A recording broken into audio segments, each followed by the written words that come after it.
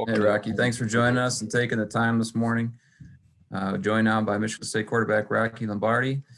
Rocky, congratulations on the win over Michigan as Michigan State prepares to take on Iowa this Saturday. That game is at noon in Iowa City on ESPN. We'll take some questions and we'll start with Chris Solari from the Detroit Free Press. Chris?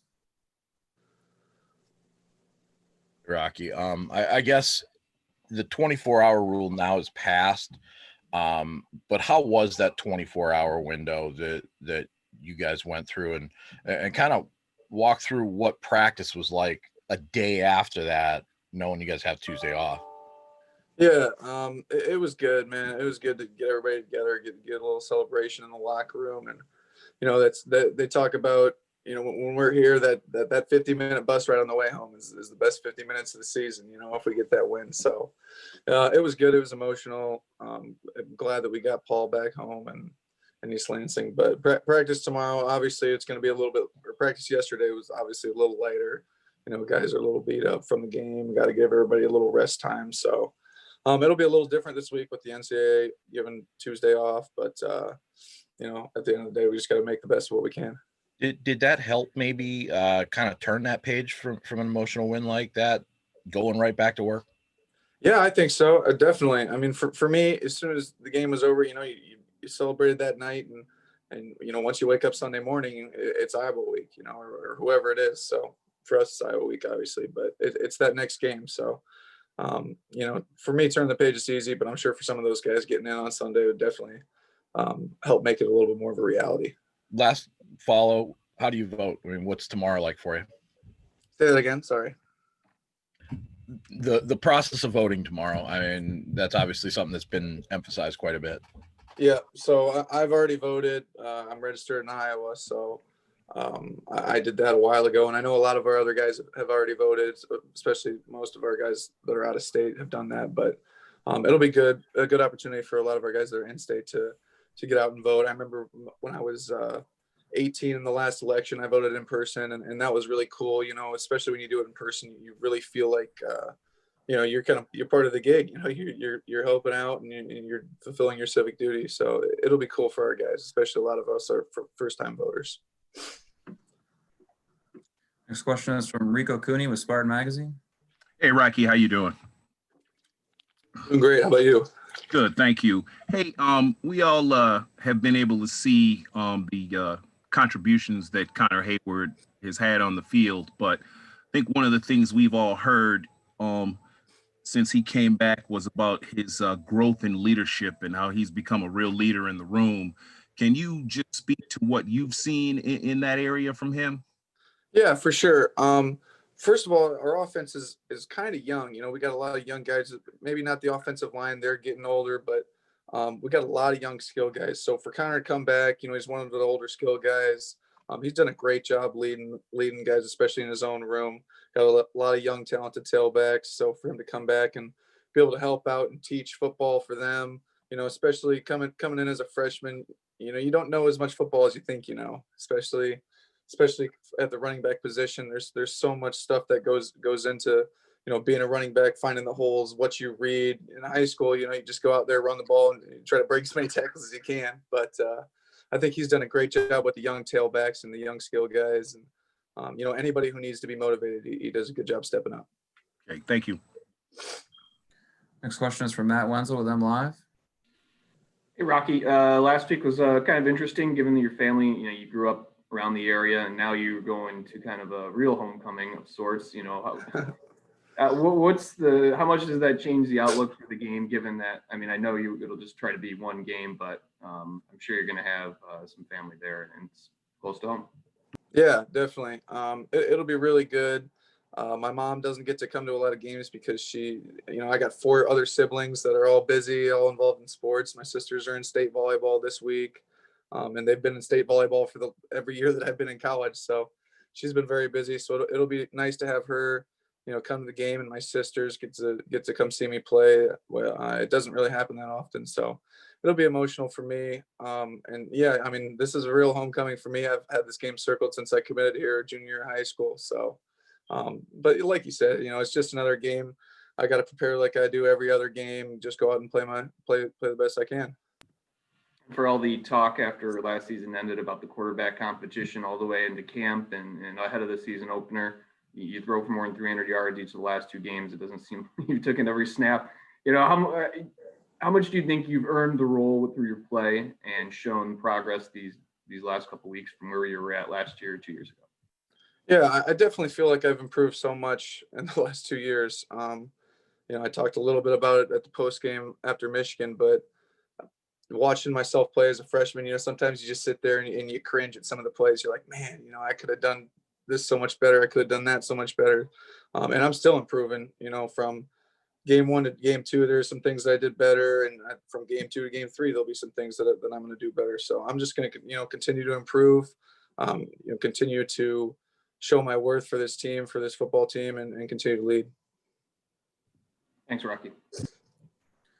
Next question is from Matt Charbonneau, the Detroit News.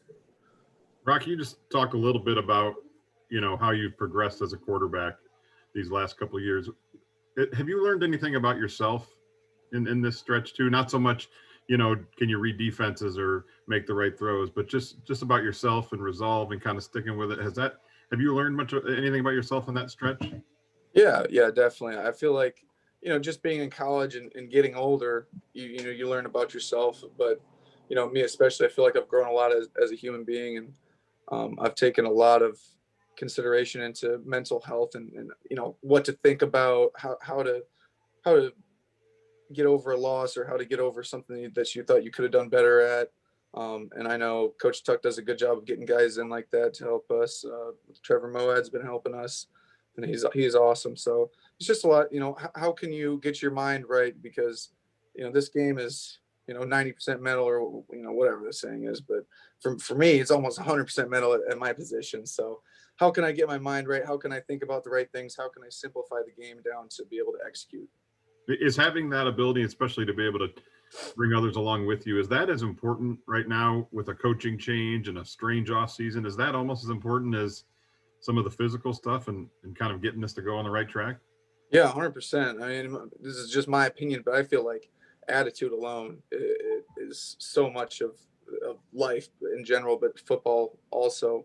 It's just what kind of attitude you're coming out with. How are you going to overcome challenges? How are you going to react to failures? How are you going to react to success? So it's really just about what kind of attitude you possess. How hard are you going to work? And how are you going to stay motivated? Thanks, Rock. Next question is from Jim Caproni with Spartan Magazine.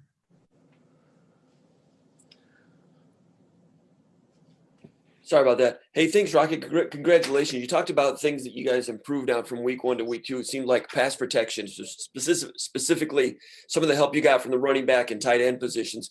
Tell me about the confidence that you had in that against a very good pass rush as the game went along and what that means for the future. Specifically, there was one play where you came out of your own end zone and threw deep. And before that throw, it looked like you adjusted the protection, brought a tight end in and had that all squared away.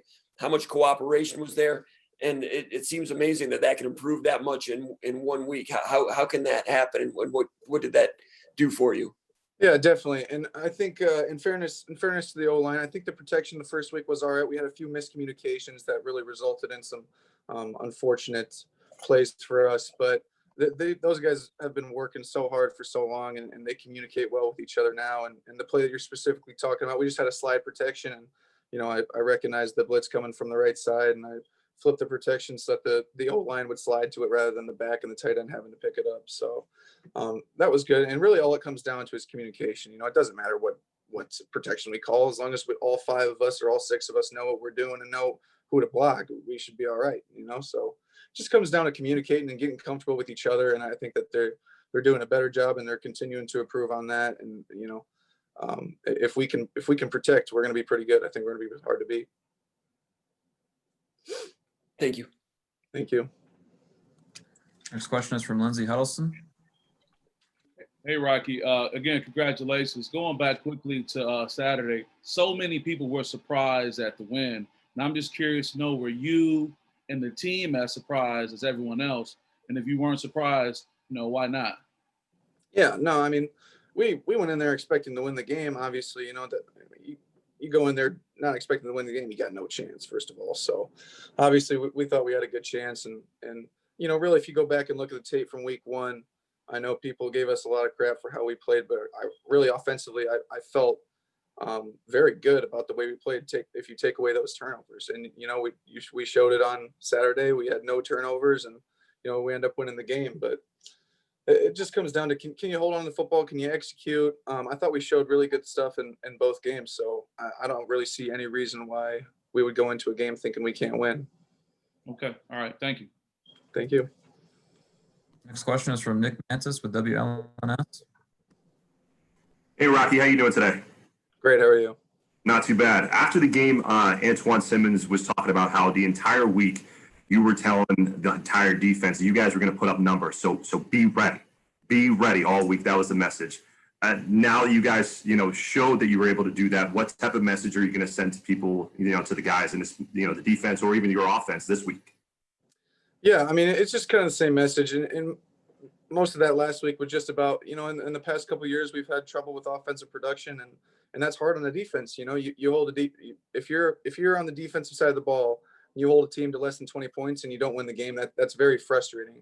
So, you know, I just wanted to give them some confidence in us and just tell them that, you know, we're going to put up points. We're here for you guys. We're going to fight our asses off for 60 minutes, just like you guys are. So hang with us, because we're going to put up points.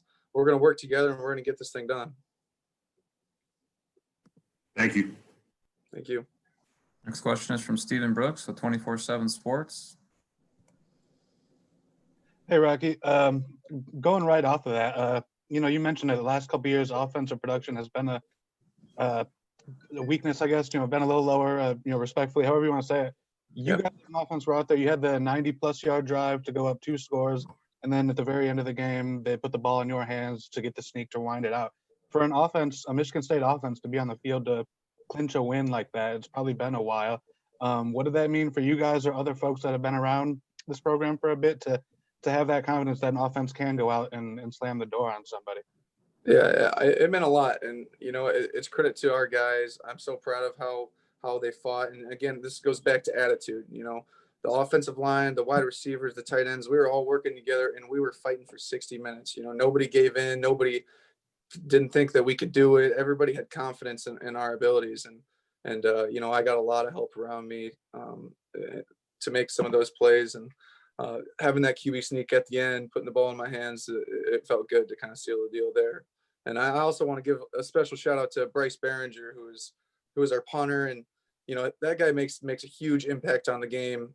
You know, people don't see it, but him flipping the field as many times as he did, that makes a huge difference for our defense, for our offense. Field position is huge in the game. So he played a major part in that as well. Thank you. We got time for a couple more. We'll go to Chase Goff with the impact, and then we'll wrap it up with Chris Solari and then Matt Wenzel. Chase? Hi, Rocky. Congratulations on the win. Last season, Michigan State only had 5 completions of 40 yards or more, whereas this year through 2 games, you already have 4 completions of that distance. What has been the biggest difference in preparation that's led to the long completions down the field? I think it's just practice and repetition, getting comfortable with your teammates.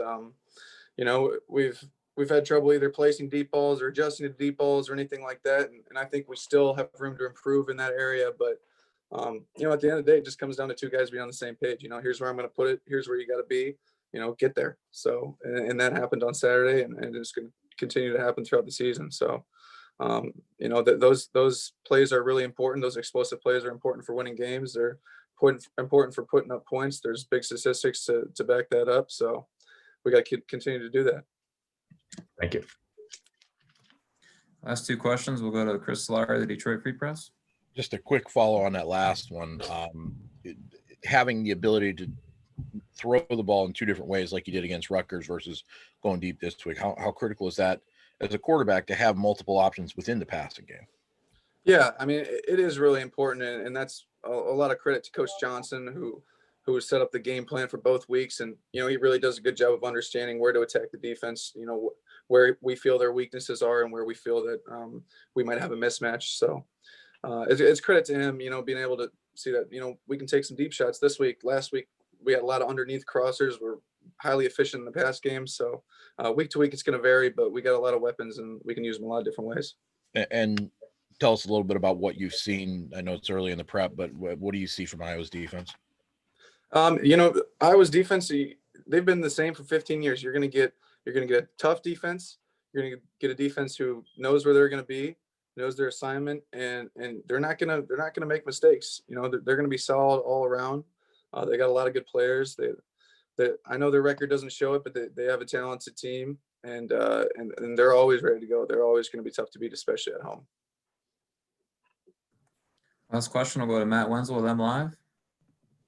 Hey, Rocky, that game win, it would prove to be the game-winning drive there in the fourth quarter where you get the ball, you're 8, go 92 yards, convert a couple of third downs. Not something that we saw a ton of in the offense and being able to seal the game with, especially with a long drive like that in recent years. So, what did you see from your guys up front and the receivers and everybody able to pull that off and really, close that game out? Yeah, I talked about it a lot today, but it just comes back to attitude. I kept telling the guys up front that, we're going to win this game. We are in this game. We just got to keep pushing. Coach talks about keep chopping all the time. Just keep chopping wood, keep chopping. And, you push for long enough, you battle hard enough for 60 minutes and you're going to end up winning.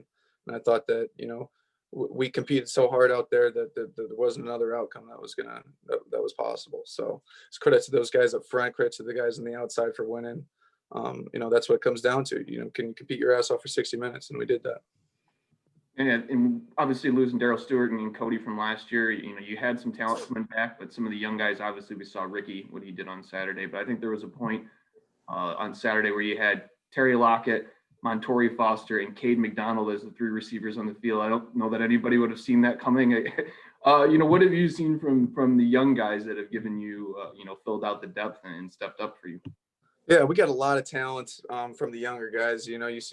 We see them in practice every day, improving. They're learning the playbook. They're learning how to sit in zone coverages. Cade McDonald is a very intelligent receiver. He does a lot of good stuff, and I've watched film with him a couple times, and he really understands how to sit in the zone. And on that over route he caught on third down, if I would have kept him up, he might have been gone. He might have won about 40 more, but I was trying to protect him from the safety, trying to take a hit off him. First play in there, but it's exciting to see those guys in there. Those new guys. Puts a smile on my face. I know they're a little nervous, but excited. And, I try to keep them as even as possible and just be like, we're out here. This is a game. We're having fun. You guys get to come out here and make plays. So it was cool to see them out there. I'm excited to see more of them, and I'm excited to see them continue to improve as well. Thanks, Rocky.